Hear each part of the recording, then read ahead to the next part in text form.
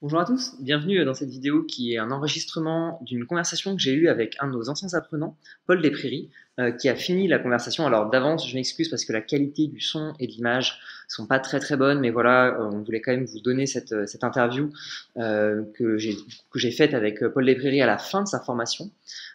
Et donc voilà, c'est un enregistrement en fait d'une conversation qu'on a par webcam, donc c'est pour ça que la qualité n'est pas extraordinaire.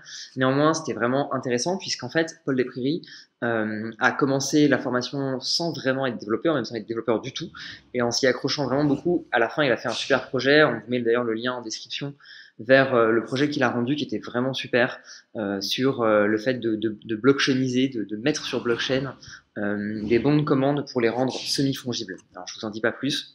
Et je vous laisse écouter l'interview sur son vécu sur la formation et puis aller voir le projet qu'il a réalisé qui est hyper intéressant. Au revoir tout le monde. Générique.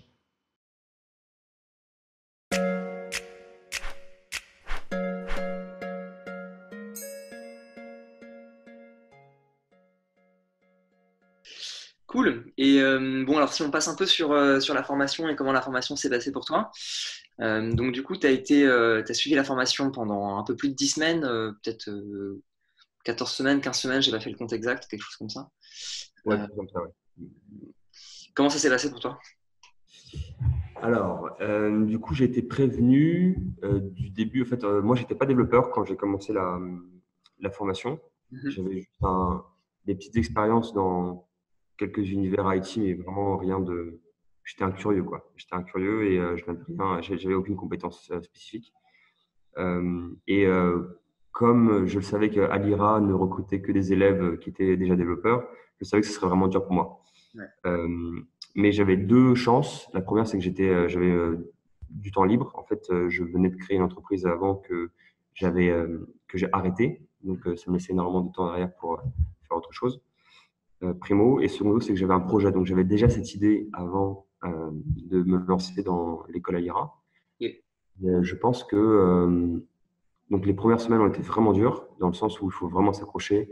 J'ai appris Python et JavaScript en 3 semaines. J'ai fait que ça pour 3 semaines.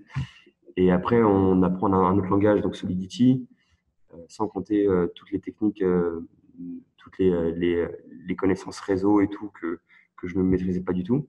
ouais. Donc, c'est vraiment un mois ferme, vraiment de bataillage. Il ne faut jamais laisser tomber. Plus d'une fois, je me suis dit, bon, bah, j'arrête, etc. Mais la chance, donc ça, c'est la seconde chance que j'avais, c'était que comme j'avais déjà ce projet, j'avais vraiment cette lumière au bout du tunnel qui me permettait de me dire, OK, on lâche rien. Ouais. Et, euh, et je faisais pas que ça pour apprendre, je faisais aussi ça pour le projet. Donc, avoir cette vision m'a permis vraiment d'apprendre très vite, quoi. D'apprendre très vite. Euh, donc, il y avait le support d'Alira qui était indispensable et la motivation que j'avais derrière qui me permettait de décoller, quoi. Super. Ouais, moi, tu m'as impressionné. Enfin, je te l'ai dit, mais tu m'as impressionné parce qu'effectivement, t'as appris non seulement les technos qui étaient pour la majorité de nos apprenants qui sont déjà su, et en plus de ça, le début de la formation il n'est pas simple. On commence vraiment dans le dur avec protocole Bitcoin et compagnie. Donc, ouais, bien joué.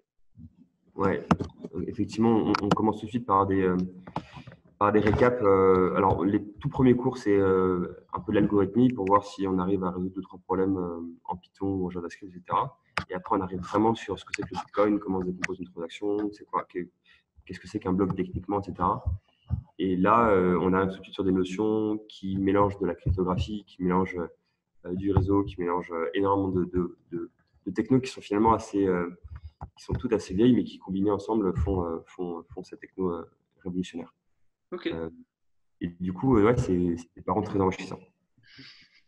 cool. Voilà. Et alors, qu'est-ce que ça t'a apporté le plus, enfin, la chose que tu as le plus appréciée dans la formation et qui a été le plus intéressant de ton point de vue? Euh, En fait, ce qui est assez intéressant dans cette formation et dans tout ce qui touche à la blockchain en général, c'est que, bah, comme je viens de le dire, c'est que c'est un set de techno. Et mine de rien, un expert dans une techno ne peut pas, enfin, il n'a pas les compétences suffisantes pour y arriver. En revanche, quelqu'un qui s'intéresse un peu à tout va pouvoir le faire. Et ce que je trouve intéressant, c'est qu'on ressort d'une formation de blockchain en ayant une compréhension assez générale de ce que c'est que l'Internet 2.0 et l'Internet 3.0, et pas seulement avec une expertise extrêmement pointue sur JavaScript ou sur du réseau, quoi. C'est Hmm. vraiment une obligation de voir large et de prendre la hauteur. Et ça, j'ai trouvé ça super intéressant.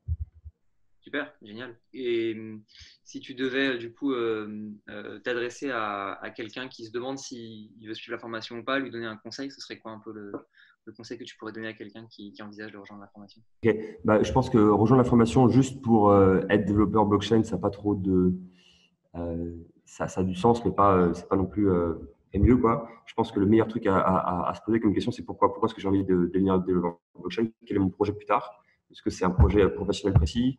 Est-ce que c'est un projet que je veux mettre en place, etc. Et si ce projet on l'a déjà et qu'on le tient, on tient la ligne tout au long de la formation, euh, alors là, ça devient très fort, je pense. Ça devient très fort et on peut aller assez loin comme ça. Sachant que voilà, en fait, moi je déconseille de faire de rentrer chez Alira si on est un peu perdu, on ne sait pas trop quoi faire, et se donner une motivation avant d'y rentrer parce que c'est Ouais, quand même pas une école qu'on réussit en claquant des doigts comme ça, quoi. c'est clair.